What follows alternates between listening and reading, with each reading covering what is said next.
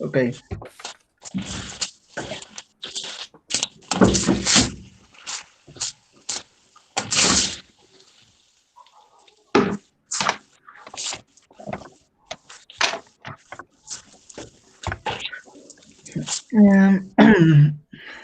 Ok, sí, ya se ve la pantalla. Sí. Sí, tal vez, nada más déjame hacer esta pequeña introducción, Irving. Ok, Recordemos que esto empezó como un ejercicio para Héctor, para que Héctor se familiarizara con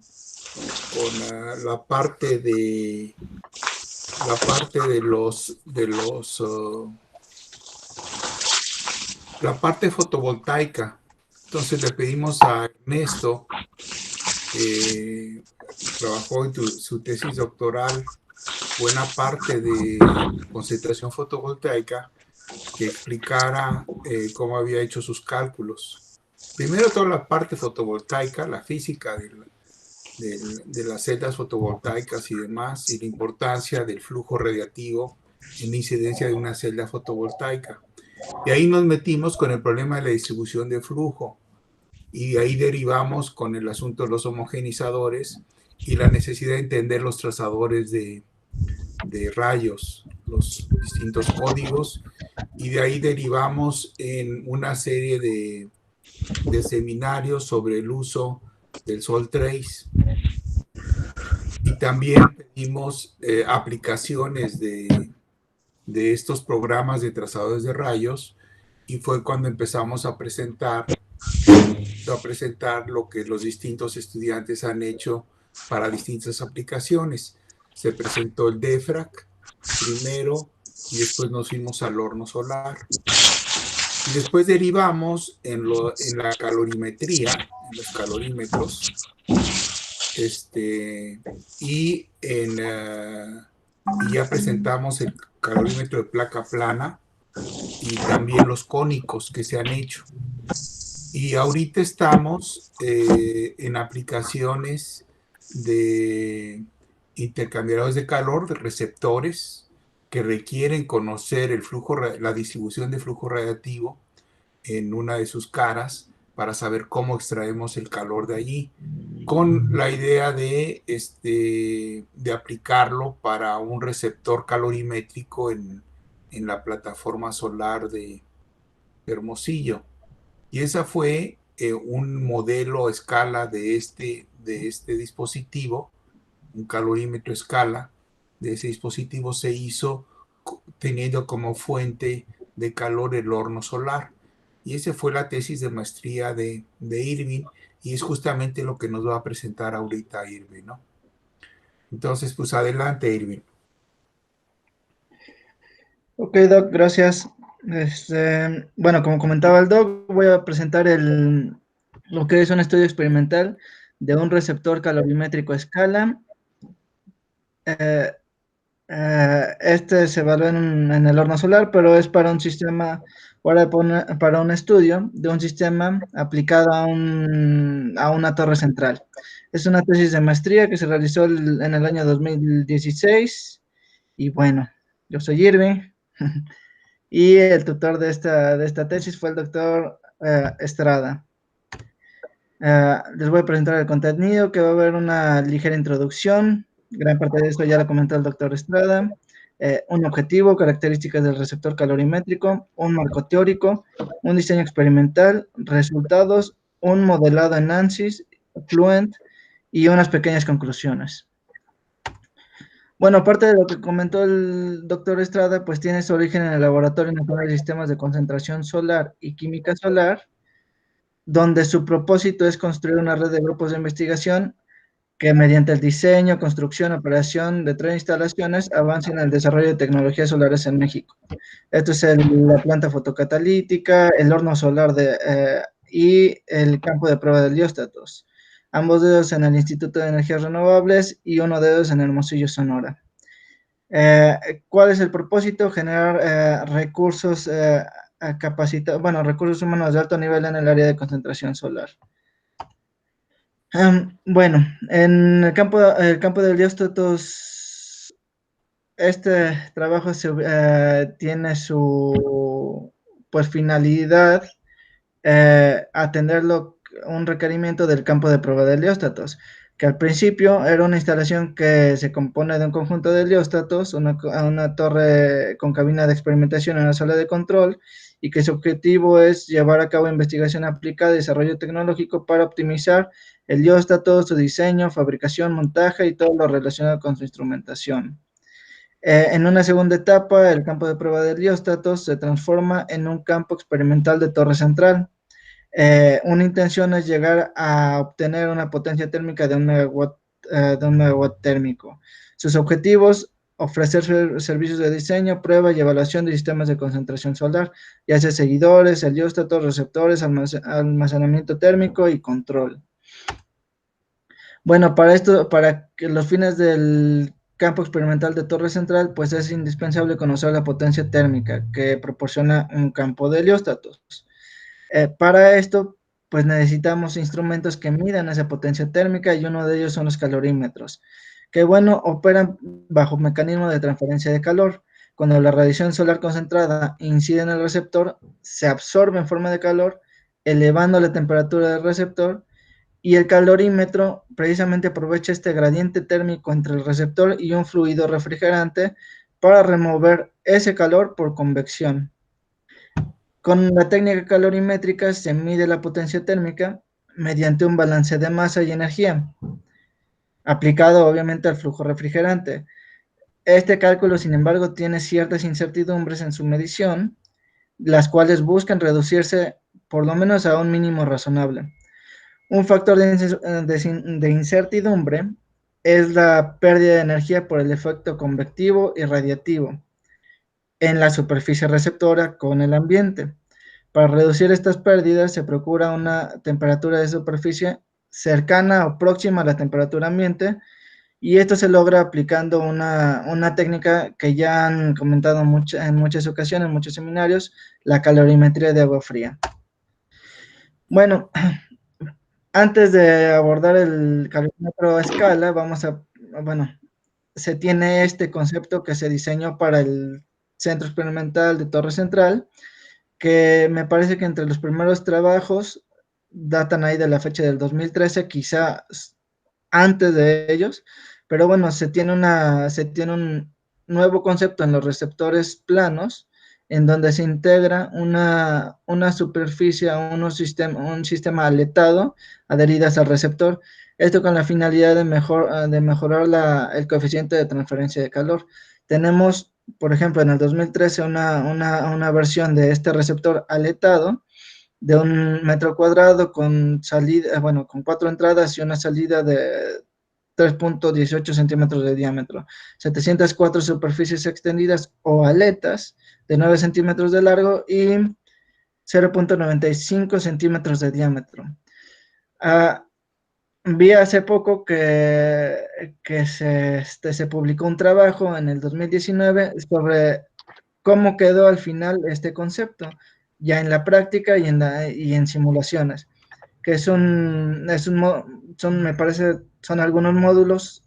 Ellos se componen cada módulo de 1.2 metros por 1.23 metros por 0.1 metros de espesor, bueno, o de cavidad, que cuenta con 1232 aletas cilíndricas con esas dimensiones, ¿no? Longitud de 0.09 metros y un diámetro de 0.095 metros. Bueno, el tema es que para construir ese receptor, debido a la complejidad y a los costos de construcción, se propuso una evaluación experimental de calorímetro a escala para determinar si realmente son eficientes los sistemas aletados en este tipo de receptores calorimétricos. Bueno, el calorímetro aletado que se propuso, pues está aquí en esta imagen. Se construyó más o menos en el 2014-2015, y bueno, los propósitos es evaluarlo experimentalmente bajo condiciones controladas, obviamente en el horno solar del Instituto de Energías Renovables. El objetivo es evaluar el desempeño térmico y garantizar la utilidad del sistema aletado. Objetivos específicos: establecer un marco teórico para evaluarlo, para evaluar el desempeño del calorímetro aletado, construir e instrumentar y poner a punto el calorímetro, llevar a cabo la campaña experimental y validar el modelo de ANSYS Fluent. Esos son los objetivos, el objetivo general y los específicos que se trabajaron en la tesis que les menciono. Bueno, las características del receptor calorimétrico a escala. No se obedecieron precisamente las geometrías que se propusieron para el receptor calorimétrico del CETOC, pero aquí se propuso uno y por eso es que después se modela este mismo y se trata de validar el modelo en ANSYS Fluent. ¿Qué características tiene? Es un receptor de 25 centímetros por 25 centímetros por 10 centímetros, perdón, aquí me equivoqué, eran por 10 centímetros de espesor. Una superficie receptora con tratamiento de sandblasting tiene aletas cuadradas. La dimensión de la aleta son 7.5 milímetros por 7.5 milímetros por 31 milímetros de largo. Son 81 aletas distribuidas en un área de 0.04 metros cuadrados, una base de receptor cuadrado con un volumen de cavidad de 1.359 centímetros cúbicos, una entrada central de flujo y 4 salidas de flujos en los extremos, como se ve en la tercera figura. El problema es que después se tienen que conectar estos cuatro flujos para poder hacer la calorimetría más precisa en un flujo de salida y medir la temperatura de ese flujo de salida. Tiene perforaciones para instrumentación. Bueno, en el marco teórico, tenemos primero un problema físico. Un problema físico que involucra el cambio de energía dentro del receptor de acuerdo a la cantidad de flujo neto de calor que experimenta el receptor. No estamos aplicando ningún otro, como el receptor o el calorímetro opera a presión constante, no estamos aplicando ningún otro tipo de flujo de trabajo. Entonces, la ecuación general del receptor queda como el calor que entra menos el calor que sale es igual al cambio de energía en el receptor calorimétrico. ¿Cuál es la energía que entra? La energía que entra es la que absorbe, el material del receptor de acuerdo a la absortancia del material por la energía total que provee el concentrador. ¿Cuál es la energía que sale? Es la energía que se pierde por radiación, la energía que se pierde por convección y la energía que se pierde por el flujo convectivo interno que está refrigerando la pared interna del receptor calorimétrico. Aquí tenemos las expresiones de la pérdida de calor por convección, la pérdida de calor por radiación y la pérdida de calor por la refrigeración interna. Esta ecuación subrayada o en tonos azules es la ecuación general. Bueno, como tenemos un sistema aletado, tenemos que generar por lo menos unos criterios para poder evaluar este sistema.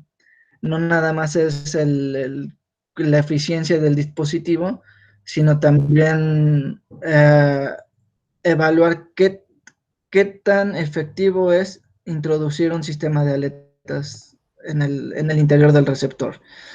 Bueno, empezamos con una ecuación de aleta. Definimos como condición de frontera una aleta larga con una punta en equilibrio térmico con el ambiente. Esta fue una primera aproximación.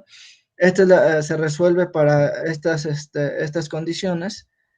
Esa primera ecuación diferencial y tenemos una ecuación QB que nos dice cuál es el calor que pasa a través de cada aleta. Después de esto tenemos que tratar de generar esos tres criterios que nos van a decir que el calor que se genera en la aleta, si hay un flujo de calor mejor que si no existiera en ella. Entonces se asume que la temperatura es función únicamente de X, considerando que el flujo de calor longitudinal Qx es notablemente mayor al flujo de calor transversal. Este criterio nos va a dar qué tan efectiva es la aleta, ya que introducir más material no garantiza una mejor transferencia de calor por la propia resistencia térmica del material. Entonces, por ejemplo, igualando estas QX, el flujo de calor en la sección transversal contra el flujo de calor en el perímetro o contorno de la aleta, pues tenemos que tener una mayor transferencia de calor por conducción que por convección, para que la aleta sea realmente efectiva.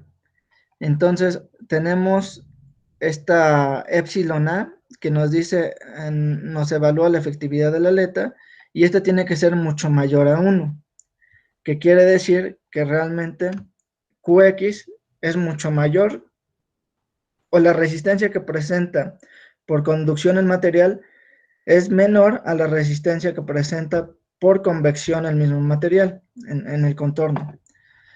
Este es un primer criterio. Un segundo criterio es la eficacia de la superficie aletada. Aquí es un balance es un balance entre la energía que se transfiere por la cantidad de aletas y por la cantidad de área que no tiene, que no tiene aletas, o sea que, bueno, sí, son puntos donde no existen las aletas. Eso entre el área total o el área de la base si no existiera ninguna aleta. Como criterio tenemos que esa eficacia de la superficie aletada tendría que ser mayor a 1. Y al final tenemos una eficiencia de la aleta, que es el calor que pasa a través de la aleta o que se transfiere a través de la aleta contra el calor que se transferiría a través de la aleta si la temperatura de la aleta tuviera la temperatura de base. La temperatura de base es la mayor temperatura que podría tener una aleta, porque es la que tiene el primer contacto con el receptor. Entonces, esta eficiencia de la aleta tendría que estar entre 0 y 1. El problema de estos tres criterios es de que necesitamos un coeficiente de transferencia de calor, que no lo tenemos a priori con las mediciones que nosotros estamos tomando experimentalmente. Entonces, de lo que se trata es de calcular un coeficiente de transferencia de calor, y para eso hacemos unas simplificaciones al respecto. El coeficiente de transferencia de calor se considera como un promedio para toda la superficie interna del receptor aletado. Se considera una temperatura promedio uniforme en cualquier corte transversal del receptor. Esto es, una temperatura promedio en la base de las aletas. Y tenemos que hacer un tratamiento del flujo interno del calorímetro como si fuera un flujo interno en un ducto. Entonces, igualando nosotros tenemos que igualar la cantidad de calor que se transfiere desde la superficie interna aletada con el calor que sí podemos medir, que es el calor, la potencia calorimétrica. Esta QSA, que es la de la superficie interna aletada, se podría representar por el número de aletas, la eficiencia de la aleta, un H convectivo promedio por el área de la aleta, por el diferencial térmico entre la temperatura de base contra la temperatura del medio en el que se exponen las aletas, más un coeficiente promedio de transferencia de calor por el área que no tiene aletas, pero que está transfiriendo calor, por la temperatura de base contra la temperatura del ambiente, ¿no? O sea, este término TB menos T infinito. Bueno, si quisiéramos despejar este coeficiente promedio de transferencia de calor, nos daríamos cuenta que que es dependiente del flujo másico, de la temperatura de entrada, de la temperatura de salida, de la temperatura de la base, temperatura de placa, y la temperatura del medio refrigerante. El tema es que aquí sí conocemos, porque estamos censando el flujo másico la temperatura de entrada, la temperatura de salida y la temperatura de placa, pero no la temperatura del medio. Entonces tenemos que introducir el concepto de flujo interno. Y ese flujo interno de lo que trata es que hay una diferencia de temperatura media entre la temperatura de base contra la temperatura de medio, y esa diferencia de temperatura media cambia conforme el fluido adquiere energía interna. Entonces tenemos toda una ecuación aquí al lado, donde un volumen del flujo refrigerante cambia de energía interna o de entalpía específica de acuerdo al proporcionarle calor en cierta área. O sea, resolviendo estas ecuaciones eh, e introduciendo el valor de QP, que es la cantidad de energía que se transfiere al medio, tenemos y resolviendo para estas condiciones de frontera, tenemos este concepto que se llama diferencia de temperatura efectiva o diferencia de temperatura media logarítmica. Si nosotros cambiamos este término por el término de Tb menos T infinito, nosotros ya podríamos despejar el coeficiente promedio de transferencia de calor. El coeficiente promedio de transferencia de calor. Y nos quedaría en función solo de la temperatura de placa, la temperatura de entrada del flujo y la temperatura de salida del flujo. Todo lo demás son características geométricas del receptor. Por ejemplo, la cantidad de aletas, el área de la base sin aletas, el área de base de la sección transversal de la aleta, el perímetro de la aleta, y condiciones propias del material. Por ejemplo, para el receptor calorimétrico tenemos un coeficiente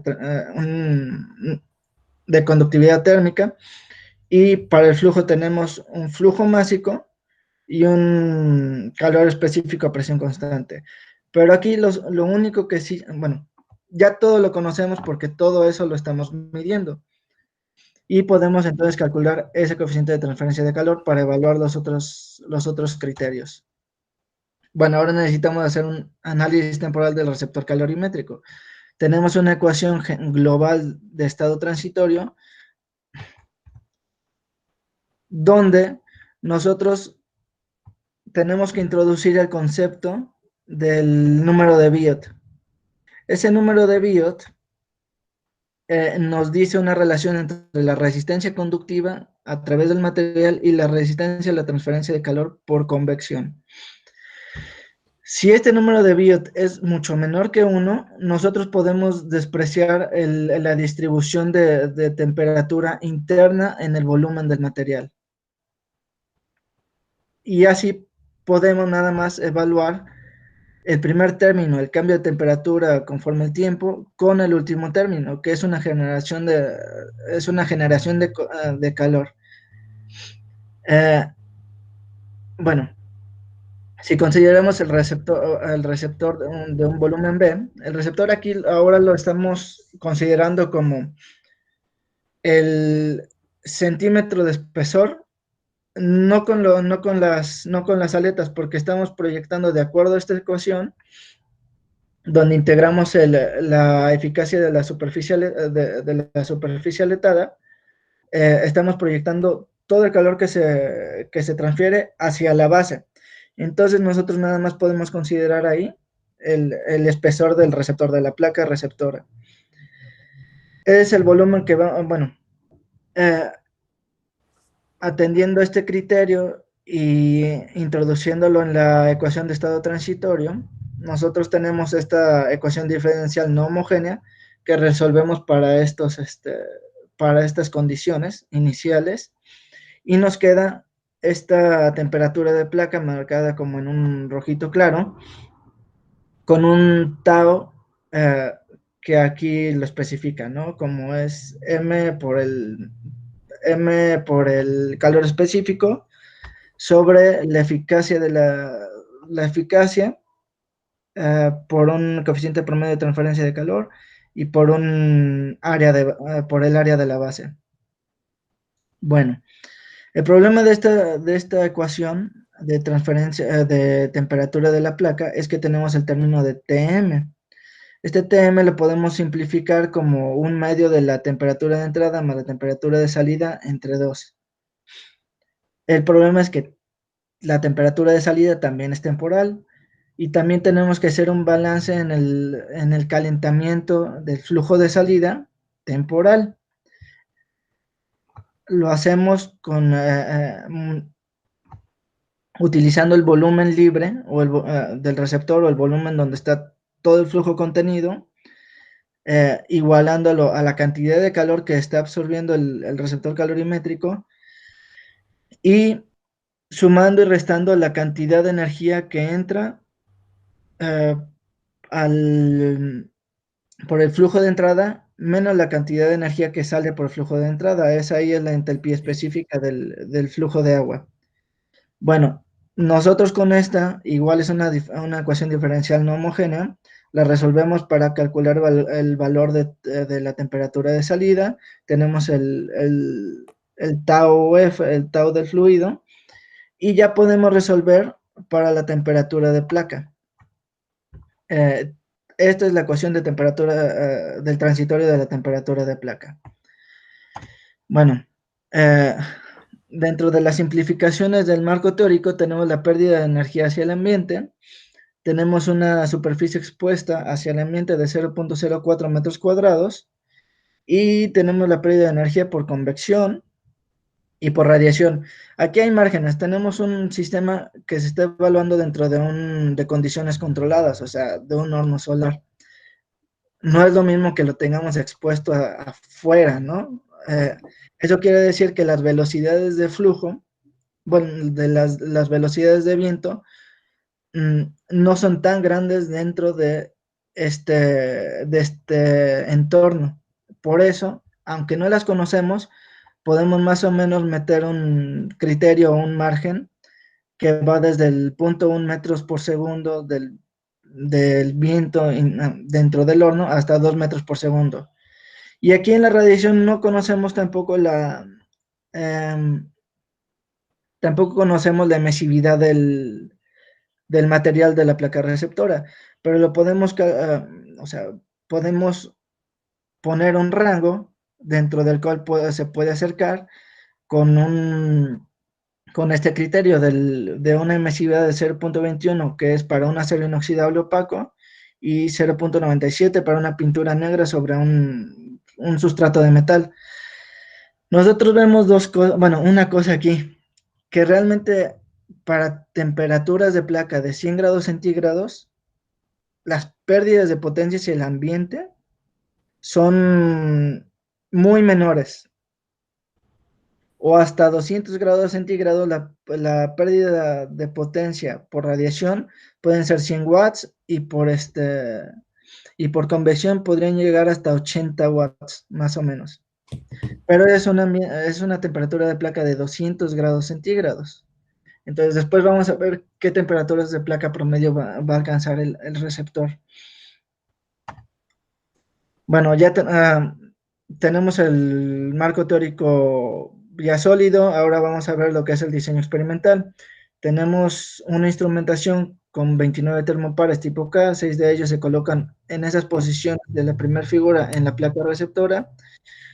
Se instrumentan 2 aletas con 5 termopares distribuidos en cada una. El primer termopar a 3 milímetros, el segundo a 6, el tercero a 9, el cuarto a 12 y el quinto a 31 milímetros. Luego tenemos una instrumentación de 2 pozos térmicos 4 termopares en el lado posterior del calorímetro, 4 termopares en las salidas de flujo, uno en cada una de ellas, un termopar en la entrada de flujo y un termopar para sensar la temperatura del flujo ya mezclado. Y aparte un termopar para medir la temperatura ambiente. Bueno, tenemos un diseño experimental que es un esquema donde se muestra, pues, lo que sería el experimento, ¿no? En qué consiste. Es el concentrador que concentra el flujo radiativo, la mesa que nos permite un desplazamiento milimétrico en 3 direcciones, un sistema hidráulico que nos apoya para refrigerar los dispositivos experimentales, en este caso para enviar el flujo de agua a través del receptor calorimétrico, un sistema de adquisición ubicado cerca de la mesa de trabajo y donde se conectan los sensores o los termopares, un sistema de control y monitoreo y una cámara CCD para tomar imágenes de la experimentación. Otra cosa que nos va a apoyar en esto es la medición de la potencia incidente y el factor de horno, que esto ya se comentó en la ocasión pasada, pero lo importante de esto es que tenemos que conocer la potencia que entra o que nos proporciona el sistema de concentración para saber cómo se desempeña nuestro experimento, nuestro equipo, nuestro dispositivo. Entonces, el factor de horno, pues, es una medición importante para conocer esa potencia incidente. El factor de horno ya es algo que trabajó el doctor Ricardo, el doctor Rábago, y bueno, lo han usualmente acostumbrado dentro a utilizarlo dentro del horno solar, y lo que aplican es un blanco levertiano y un radiómetro de tipo Gardon. A través de estos instrumentos, pues se puede medir de acuerdo a la apertura, de acuerdo al DNI, de acuerdo a la cantidad de flujo radiativo, y se puede calcular un FH. Prácticamente lo que tuvimos aquí en esos cálculos es un factor de horno de 0.31 y 0.32, o sea, más o menos en ese margen. Hay consideraciones que después se tienen que después se tienen que comentar, pero bueno, esta es la medición que obtuvimos. Otra situación en este experimento es la ubicación del receptor calorimétrico, porque tenemos un spot de alrededor de 7 centímetros de diámetro y nosotros tenemos un área efectiva en el receptor calorimétrico, es un plano de un área de 0.04 metros cuadrados, es un cuadrado de 20 por 20, el área efectiva. Entonces lo que tenemos que hacer es tratar de homogeneizar tantito el flujo. No llegamos a homogeneizarlo, quizás es una palabra errónea, pero distribuirlo un poquito más para que no haya gradientes de radiación muy intensos en un pequeño punto del receptor. Entonces lo que hicimos fue alejarnos del foco, del punto focal, hasta los 6 centímetros. Pusimos un marco de aluminio que nos indicaba cualitativamente dónde ya se estaba reflejando, en qué punto ya se estaba reflejando mucho la radiación solar incidente. Seleccionamos como un punto óptimo los 6 centímetros y ahí fue donde se realizaron las pruebas experimentales. Se hicieron campañas experimentales con 2 tipos de tratamientos superficiales, uno el sandblasting y el otro con una pintura de sinolit. El primero para generar una condición de difusión de la radiación solar incidente, y el segundo para mejorar la absortividad de la superficie receptora. Las campañas experimentales del primer experimento con sandblasting se realizaron utilizando 3 flujos mágicos, 4, 6 y 8 litros por minuto. En cada flujo se expuso el receptor a 6 distintas aperturas, que son del 10, 20, 40, 60, 80 y 100% de la apertura del atenuador. En el experimento 2 es prácticamente lo mismo, nada más que las primeras pruebas que se realizaron fueron con aperturas del 10, 20 y 40% para los 3 flujos, y posteriormente se realizaron las de 60, 80 y 100% para el flujo de 8 litros por minuto, porque como se incrementó la potencia, la absortividad de la superficie receptora, hay más ganancia térmica en el receptor, y lo que podríamos haber generado es una producción de vapor que nos incrementaría la presión en nuestros sistemas, y hubiera sido un poquito más desastroso el experimento. Entonces nos limitamos a esas pruebas en este segundo experimento. Bueno, en resultados tenemos una evaluación experimental.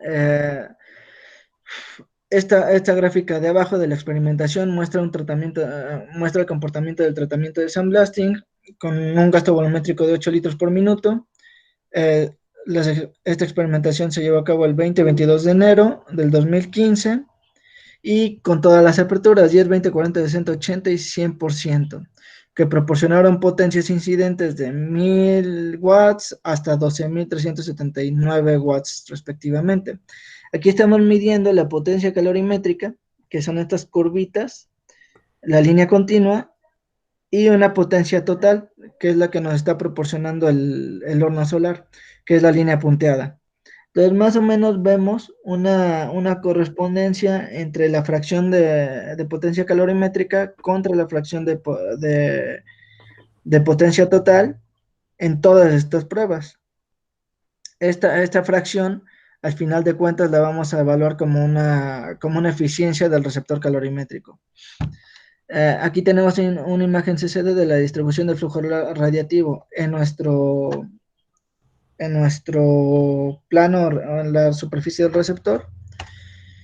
Y bueno, para el comportamiento térmico, para un flujo de 8 litros por minuto, fue con la superficie de sandblasting y una potencia calorimétrica de 5.563 watts. Tenemos esa distribución de temperaturas para el receptor, para el flujo de salida, para los flujos de entrada y mezcla, para la aleta superior, inferior y superior, y extremo de aleta y pozos. En la primera podemos ver que, de acuerdo a donde estamos censando los termopares, hay un cambio de energía, o sea, hay un cambio de temperatura, pues muy radical. O sea, para el termopar 3, no, perdón, para el termopar 4, la temperatura llega hasta 60 grados centígrados, mientras que para el termopar 1 y termopar 6, las temperaturas no suben, no llegan ni a 40 grados centígrados. Esto se debe a la distribución que tenemos en el plano, o sea, a esta distribución de la imagen CCD, ¿no? Bueno, para los flujos de salida, pues obviamente también de acuerdo a la distribución de flujo radiativo, y también también a los flujos internos que se distribuyen dentro del receptor, pues no podemos considerar que sean iguales, ¿no? También, tanto por el flujo como por la gravedad, que también juega un papel importante ahí, si tenemos flujos pequeños. Pero, pues, o sea, lo que vemos es que hay gradientes térmicos hasta de 4 grados centígrados en esas salidas de flujo de agua. Por eso al final lo que hicimos para poder generar un balance calorimétrico es mezclar estos 4 flujos de salida y evaluarlos contra el flujo de entrada, que ya tenemos dos temperaturas que sí nos sirven. Tenemos la distribución de temperatura de la aleta inferior, que es quizá donde estaban pegando mayormente el flujo radiativo, y la aleta superior, donde quizá o muy probablemente no había tanto flujo radiativo en esa zona. O sea, vemos este cambio. Y vemos que las aletas no están del todo en equilibrio, bueno, de hecho no están en equilibrio con su ambiente, hay gradientes hasta de 4 grados centígrados para esta prueba, porque los termopozos que estamos evaluando tienen alrededor de 33 grados centígrados, 32 grados centígrados, y la punta de la aleta está en 27, 28 grados centígrados. O sea, sí hay transferencia de calor desde la punta hacia el ambiente. Resultados paramétricos.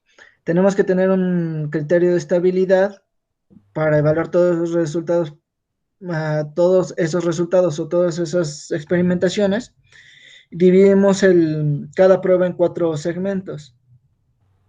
Claro, cada prueba consta alrededor de 250 segundos. Eso quiere decir que, pues, estamos hablando de 70, alrededor de 62 segundos por cada fracción que estamos marcando aquí, casi un minuto. Entonces vimos que hay una estabilidad muy adecuada para calcular, para hacer nuestros siguientes cálculos en esa última región, un minuto de estabilidad, eh, que sí nos sirve.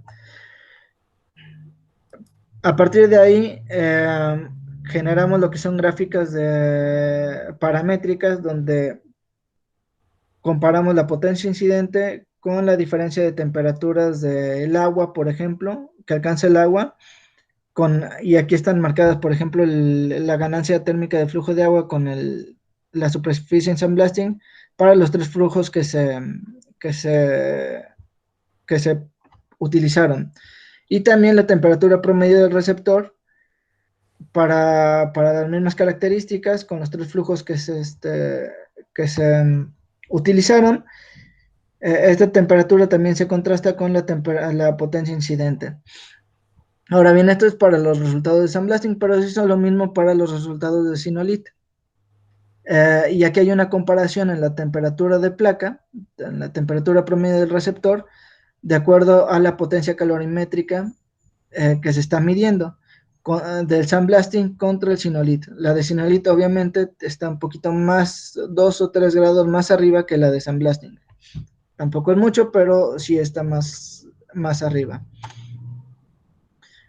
Calculamos lo que es la eficiencia del receptor calorimétrico, también una propagación de errores y más o menos tenemos una eficiencia con el receptor del tratamiento de sandblasting de 55% más menos 3% y una con el Sinolith de 95% más menos 2%. Porque aquí hay un resultado que sale pues de toda lógica, pero por eso puse una grafiquita pequeñita para que se viera por qué se sale. Fue un error experimental. Se cayó el DNI y ya tenía ganancia térmica el volumen del receptor, por eso siguió incrementándose la potencia de calorimétrica. Pero bueno, esto es solo para demostrar por qué está arriba del 100% ese, ese dato o esa experimentación. Sobre los criterios para evaluar la superficie aletada. Primero calculamos todos los coeficientes de transferencia de calor y se fueron en un rango de entre el 1000 watts metro cuadrado Kelvin hasta 2750 watts metro cuadrado Kelvin. Con esto calculamos la efectividad de la aleta y la aleta andaba entre el 6 y 10, o sea, hay una relación de 6 a 10 veces la transferencia de calor por conducción que por convección alrededor o en el contorno de la aleta. Eso quiere decir que sí nos sirve el que sí nos sirve adherir más material a la superficie interna a través de aletas para transferir calor hacia el ambiente, que es el fluido, es el agua que circula alrededor de las aletas. Calculamos también la eficiencia de la superficie aletada, que va alrededor este tendría que ser entre 0 y 1, y en los resultados va del 50, bueno, del punto 55 al punto 7. La eficacia de la superficie aletada va del 1.6 al 2. Como criterio teníamos que si es mayor que 1 este valor, es recomendable adherir aletas al interior del receptor. Y tenemos que calcular el número de Biot. Perdón. Este número de Biot con este coeficiente promedio de transferencia de calor va de 0.06 a 0.14. Convencionalmente, para utilizar el concepto de resistencia interna despreciable, se utiliza un valor de 0.1, o sea, mucho menor a 1, pero convencionalmente se utiliza el 0.1. Entonces consideramos que estamos dentro de un buen margen y por eso utilizamos podemos utilizar el método de resistencia interna despreciable. ¿Para qué se utiliza? Para el análisis temporal. Bueno, estos son el incremento de temperatura del agua de salida, el análisis temporal del incremento de temperatura del agua de salida. Para un flujo de 8 litros por minuto, vemos que la función temporal que desarrollamos se acopla, si no, o sea, es muy próxima a lo que realmente pasó en la experimentación, tanto para el tratamiento de sandblasting como para el tratamiento de Synolith. ¿Esto qué quiere decir? Que con estos valores y con el valor de tau de estas ecuaciones podemos calcular el tiempo en donde llega la estabilidad nuestro equipo. Ahora bien, aquí también se puede observar cómo corresponde la función temporal contra la experimentación para 3 diferentes flujos másicos. Luego tenemos el incremento de la temperatura promedio del receptor. Habíamos visto que la temperatura en el receptor que se está sensando son 6 termopares distribuidos, no equidistantes, pero sí tienen una distribución un poquito más sobre la diagonal. El problema es la distribución del flujo radiativo. Entonces, por ejemplo, podemos ver que hay termopares que tienen una temperatura más alta, otra temperatura más baja, pero que llegan a la estabilidad más o menos rápido que otros. Más o menos rápido que otros. ¿Esto a qué se debe? Los que llegan a la estabilidad más rápido que otros son los que están en el centro. A los que les pega más radiación, elevan la temperatura más rápido, pero también como están en el centro tenemos el flujo másico de agua, proyectándose sobre esa zona de la placa receptora, con la temperatura más baja. Quiere decir que hay un coeficiente de transferencia de calor más alto en esa zona que en zonas quizá extremas. Aunque hay mucha turbulencia dentro del receptor calorimétrico, que puede llegar a mezclar el flujo interno, estas zonas son las primeras que se exponen o que se estabilizan porque tienen digamos que están bajo operaciones óptimas.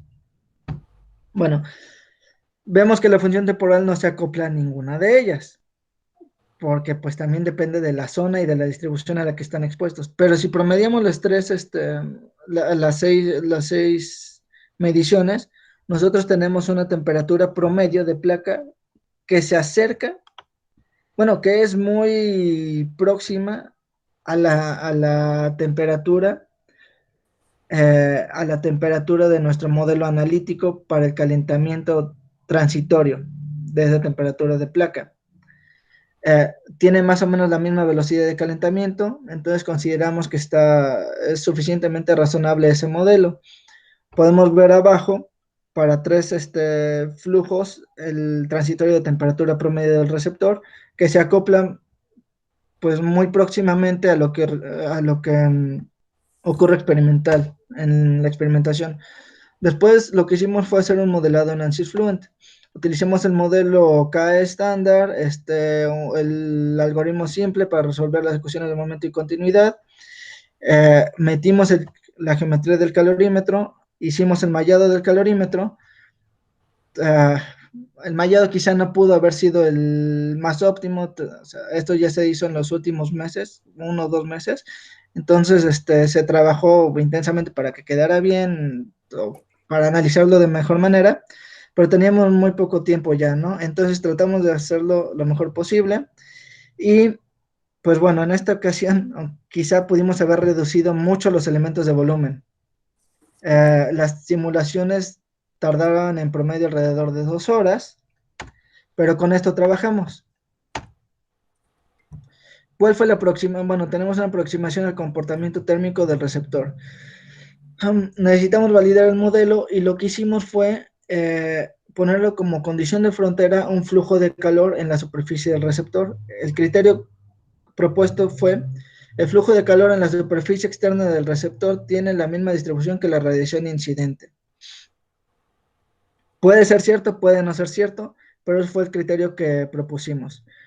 Se procesó la imagen de distribución del flujo radiativo en la cámara CCD, se obtuvieron el número de píxeles y la potencia calorimétrica, que sí es la que pasa de la superficie hacia el flujo, fue la que se ponderó de acuerdo a los niveles de grises de los píxeles. Y bueno, este tratamiento genera un plano, una superficie de distribución de flujo de calor eh, en watts por metro cuadrado. Esta fue la que se hizo, por ejemplo, estos son los resultados de la prueba de 8 litros por minuto y una potencia calorimétrica de 3112 watts. Tenemos primero una distribución de calor en la superficie, que es la imagen CCD, la que tomamos en experimentación. Tenemos una distribución de temperatura en la superficie. Ya no es similar que la primera, porque aquí ya hay fenómenos de transferencia de calor que están ayudando a que se difunda el calor a través de la placa receptora. Y bueno, tenemos una temperatura de contacto del sólido con el fluido. Aquí en la de en medio, que es la temperatura de superficie, llegamos a tener hasta 113, bueno, ahorita lo vemos, 113.5 grados centígrados. Pero en la de contacto del sólido con el fluido, de acuerdo a la distribución de calor, ya tenemos una uh, temperatura máxima de contacto de 96 grados centígrados. Tenemos los cortes transversales en el plano de las aletas para ver cuánto cambian. Y tenemos la temperatura del flujo en contacto con el receptor y un render de la temperatura del flujo. Este rango de temperaturas va de 24 a 46 grados centígrados. La potencia calorimétrica fue de 3112 watts, la temperatura máxima de superficie 113, temperatura promedio de la superficie expuesta 45 grados centígrados, temperatura máxima de contacto 96 y rango de temperaturas de flujo de 24 a 46. Aquí tenemos una comparación del experimento contra la simulación. En la temperatura promedio de la superficie irradiada tenemos quizá un 5% más donde estamos midiendo. Pero si nos vamos al valor máximo de la temperatura de superficie, pues vemos que ese termopar que medimos y que que marcó la temperatura más alta que medimos en el receptor, pues marcó casi la mitad de la temperatura más alta con la simulación. Esto quiere decir que quizá no estuvo justo en la zona de mayor flujo radiativo. Medimos, bueno, ahí está la correspondencia con las temperaturas de salida. Y una cosa importante también es la correspondencia de las temperaturas de la aleta. Y aquí están en la misma escala, aunque no se ven, van de 300 Kelvin a 330 Kelvin. Entonces, más o menos, estas son las dos aletas, la aleta superior, que es la azul, y la aleta inferior, que es la roja. Aquí tenemos un pequeño problema en la medición experimental, que es la derecha, quizá por una falla de contacto del termopar, pero bueno, está más o menos próximo a lo que señala el corte de la aleta en la simulación. Después lo que hicimos fue evaluar los datos experimentales contra las soluciones de Fluent para 6 potencias, 6 flujos de calor, que fueron las potencias calorimétricas, y estas fueron para un flujo de 8 litros por minuto. Vemos que siguen la misma tendencia, pero hay alrededor de 3 grados centígrados de diferencia, que en realidad no son la gran cosa cuando estamos hablando de temperaturas altas. O sea, temperaturas me refiero, por ejemplo, no es lo mismo equivocarse 3 grados de diferencia a 30 grados centígrados de placa que a 70 grados centígrados de placa. tenemos una misma tendencia, más o menos se valida el modelo, y a partir de ahí lo que hicimos fue ver qué pasaría, como no teníamos en físico un receptor calorimétrico sin aletas, lo que hicimos fue tenerlo en simulación. Pusimos un receptor de las mismas dimensiones, pero sin aletas. Comparamos los resultados de las simulaciones de uno con aletas a uno sin aletas y tenemos esta grafiquita, donde se ve que hay una diferencia de temperatura promedio de placa y que esta se incrementa al aumentar el flujo de calor. Obviamente la más alta es la que tiene el receptor sin aletas. Aquí hay otra consideración que es sobre la operación del receptor a temperatura constante. Esta no necesito mencionarla, pero pues para mantener una temperatura constante en el receptor, en la placa receptora, eh, cuando se eleva el suministro de calor por parte del concentrador, no solamente se necesita aumentar el flujo másico del refrigerante o de agua, sino que se tiene que incrementar aún más para que el delta T de temperatura del flujo se disminuya. Si este no se disminuye aún incrementando el flujo, tenemos una tendencia de crecimiento de temperatura de la placa receptora hacia arriba. Y bueno, pues en conclusiones tenemos que la integración de aleta reduce significativamente la temperatura de placa. La reducción de temperatura puede ampliarse con un análisis de optimización de la superficie aletada. ¿Por qué? Porque no hicimos un análisis de optimización del receptor a escala. Solo lo construimos, pero no se hizo una optimización del receptor a escala. La optimización de la potencia calorimétrica mantiene los mismos márgenes de incertidumbre encontrados en cualquier referencia. Estamos hablando de que se mide calorimétrica, otros instrumentos de medición calorimétrica tienen una incertidumbre del más o menos 3%. Nosotros estamos en ese mismo margen. La importancia de la reducción de la temperatura en la superficie del receptor es mantener condiciones térmicas que no provoquen un cambio de fase en el flujo refrigerante. Esa es una consideración muy importante. Y el modelo de ANSI Fluent se aproxima razonablemente al experimento. Y prácticamente por mí sería todo de esta presentación. Gracias por atenderla. Y no sé si tengan preguntas, dudas, sugerencias. ¿Siguen ahí? Gracias, Irving. Muy bien, Irving, muy bien, buena presentación. Pero bueno, no sé si haya preguntas o comentarios. A mí me surgió una, no sé, creo que no se hizo, pero sí hubiera valido la pena, que si se sacó la absortividad y la emisividad espectral del sandblasting y el sinolite. No se sacó, Doc, pero por ejemplo la del Sinolit, si hay un trabajo para medir la absortividad de esa, creo que es del 2003, Ballestrin, pero no me acuerdo con quién, Etol, trabajaron este concepto, ¿no? La absortividad espectral, y señalaron que tiene el Sinolit alrededor de un 96% de absortividad espectral. Sí, que por eso es tu eficiencia tan alta en el caso del sinolite, pero sí hubiera valido la pena hacer el equivalente con el sandblasting en una pequeña probeta. No sé, era nada más así como una duda y cotejarlo contra tus resultados de eficiencia. Ok. Sí, posiblemente. ¿Algún otro comentario o pregunta? Bueno, sí. A mí me gustó muchísimo la presentación, Irving. Pues, primero que nada, felicidades, un excelente trabajo. Me causaron ciertas dudas, o sea, de aplicación sobre lo que yo trabajo. Por ejemplo, si hubiese hecho un homogeneizador como el que hice, aleteado, que la trayectoria del flujo hubiese sido aleteado similar a lo que tú hiciste, hubiésemos podido controlar muchísimo mejor la temperatura.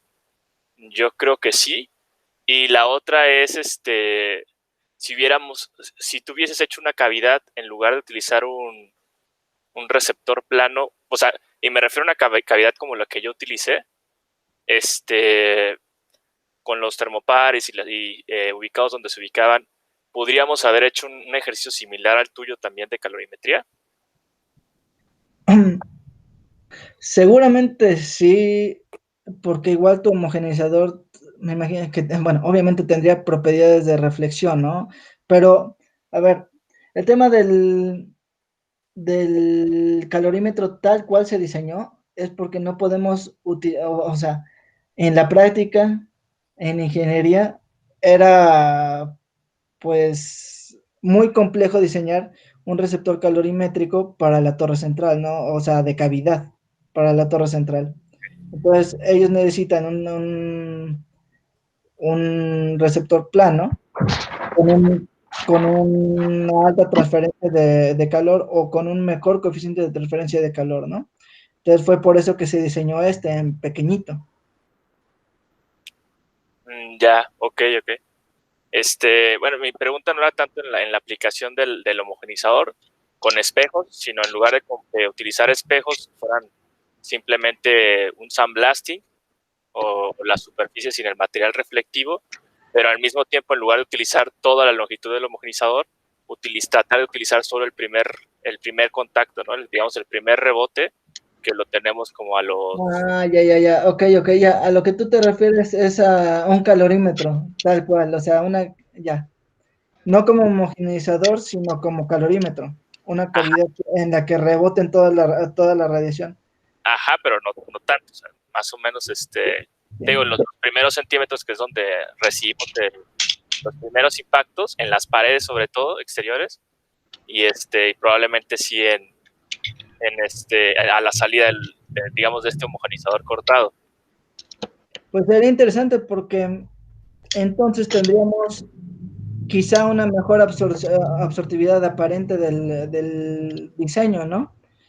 Pero, o sea, esto solo, yo creo que serviría como para, pues, cuestiones experimentales, pero ya en la práctica, creo que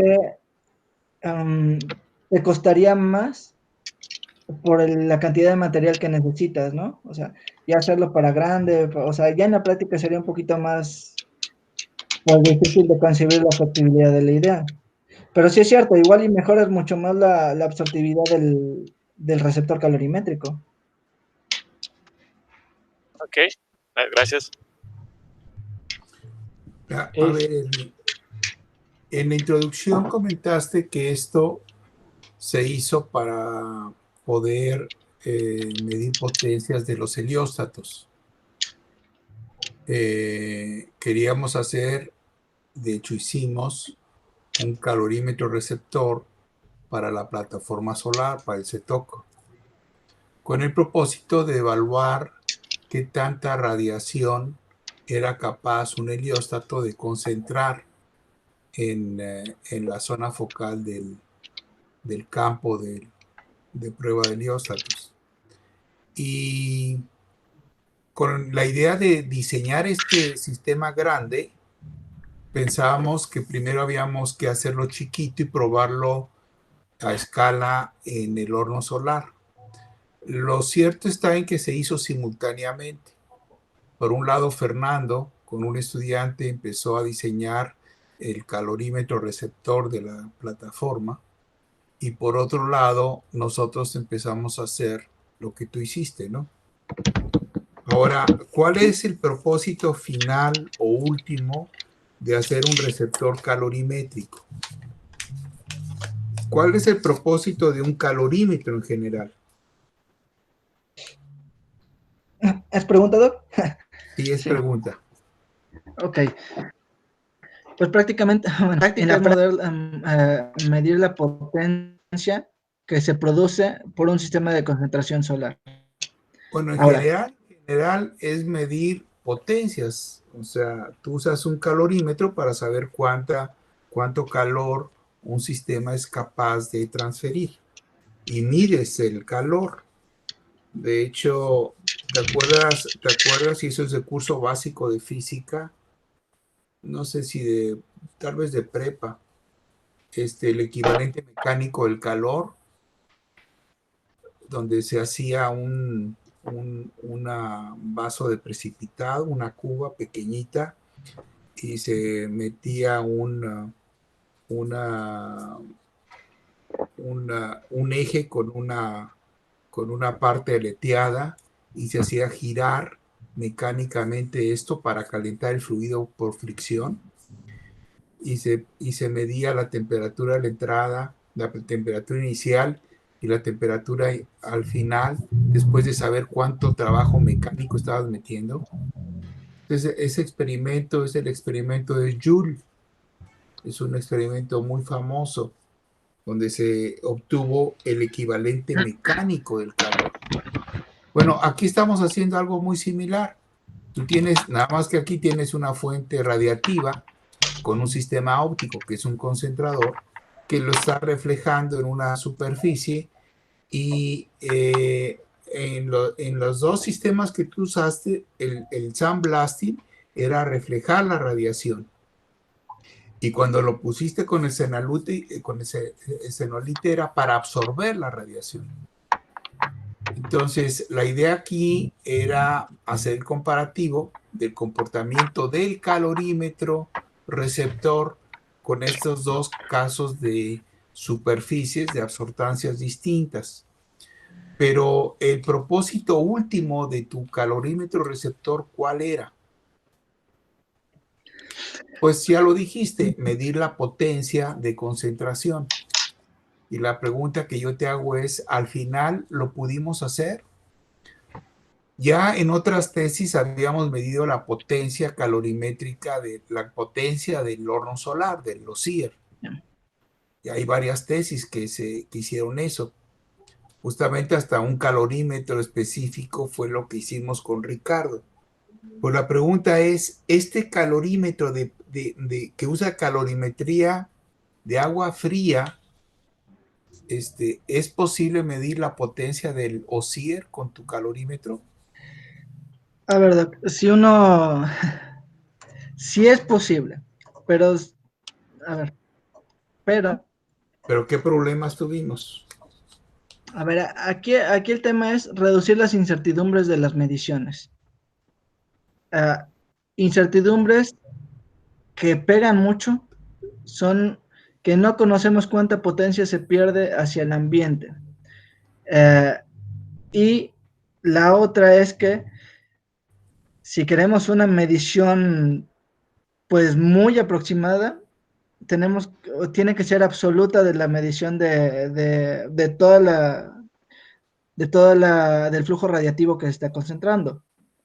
Pero si uno conoce bien las propiedades de la superficie del material y si uno reduce las incertidumbres en las mediciones, por supuesto que sirve el calorímetro para medir la potencia de cualquier sistema de concentración.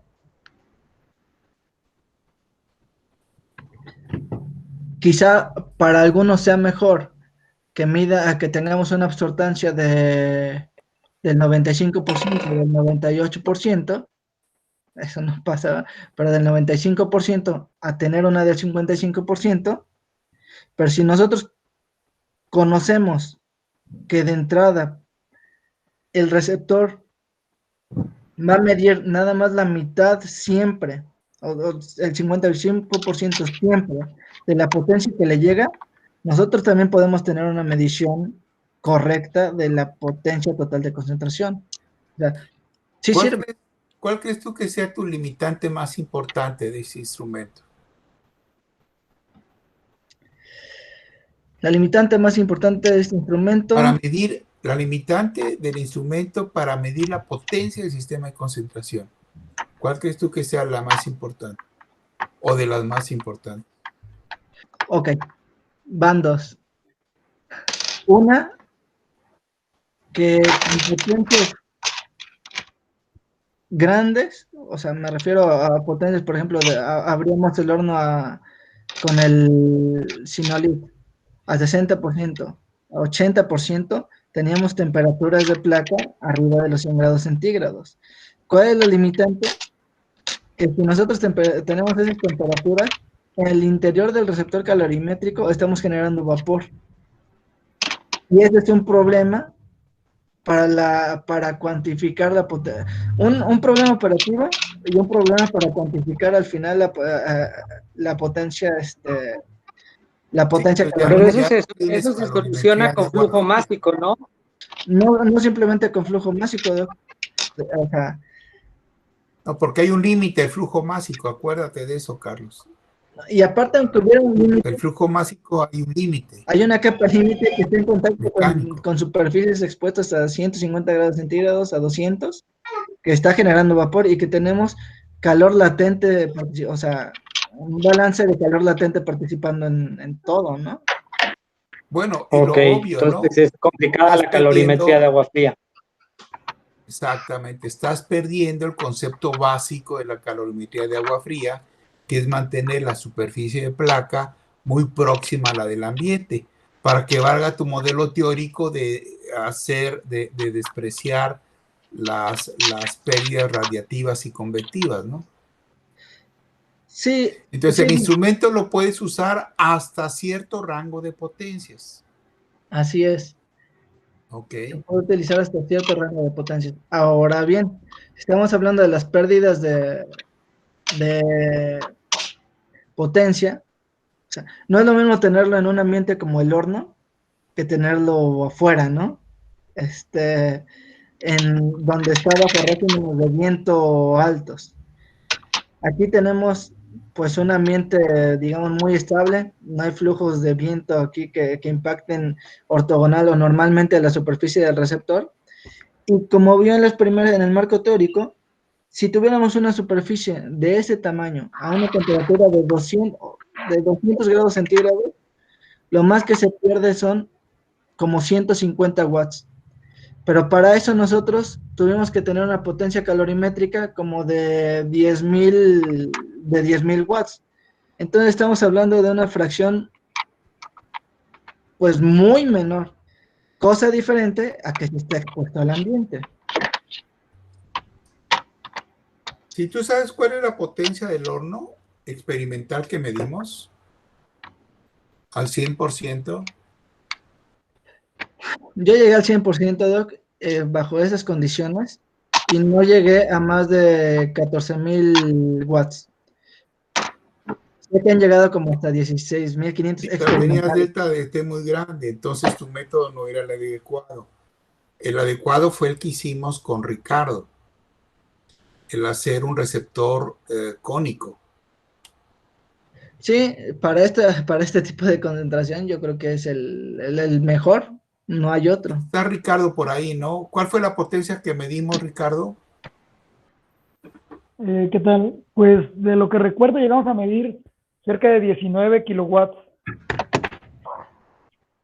En las condiciones en que estabas. En las condiciones en las que estaba, sí. Sí, o sea, recordemos que la potencia depende de la insolación.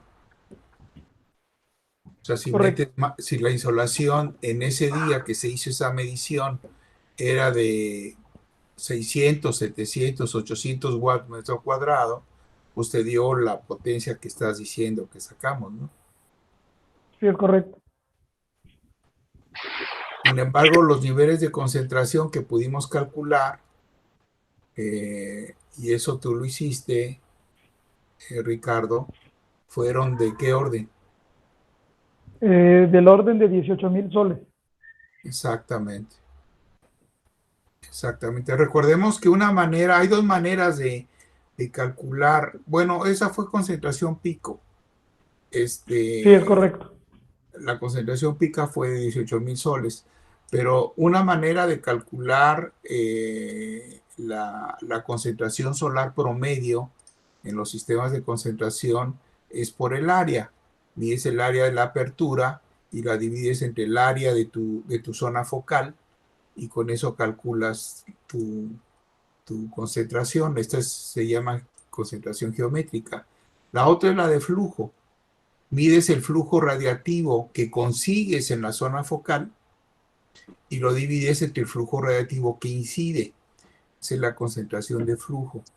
Y justamente lo que ustedes estaban midiendo era flujo radiativo.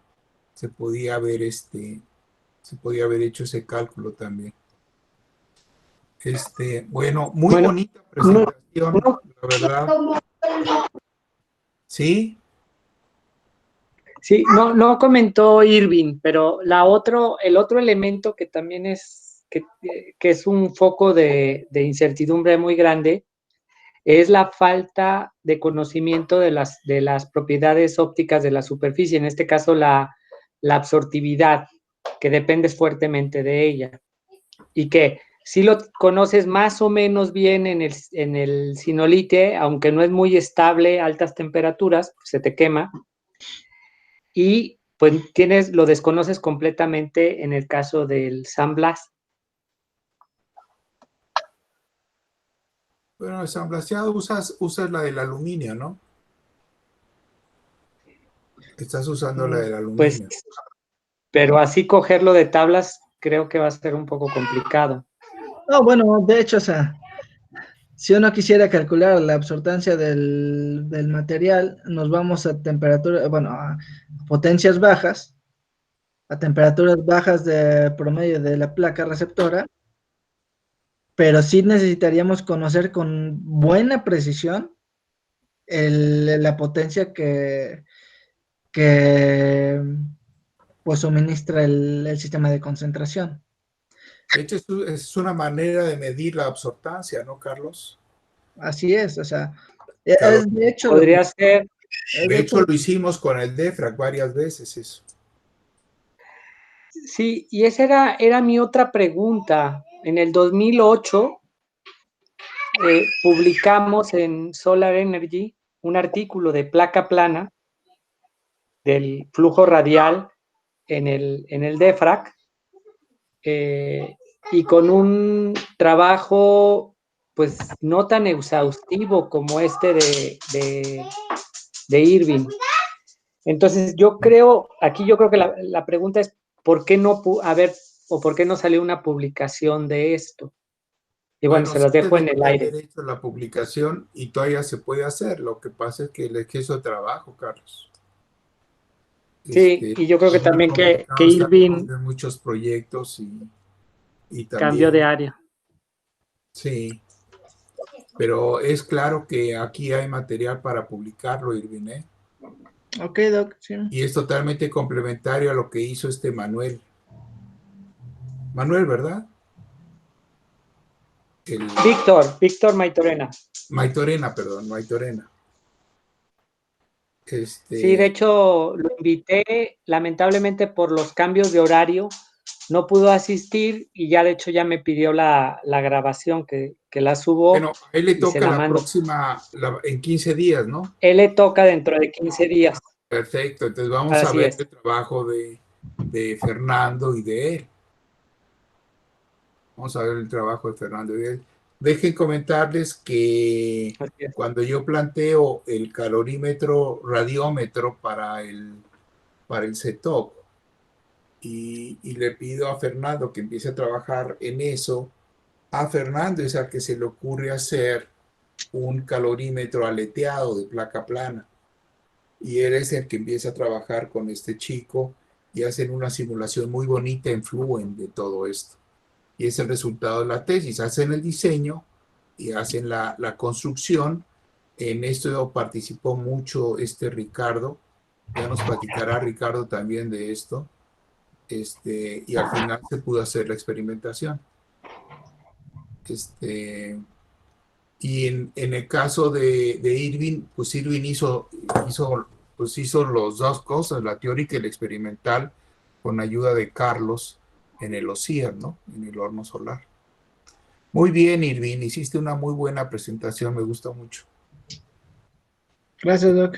Ya puedes ser profesor de prepa. Felicidades. Felicidades.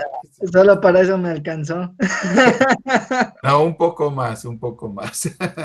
Ya vas a ser casi doctor, tú vas a ver. Está bien, Doc. No, perfecto. No sé si haya más preguntas o comentarios, jóvenes. Ya nos colgamos media hora más, pero creo que valió la pena, ¿no?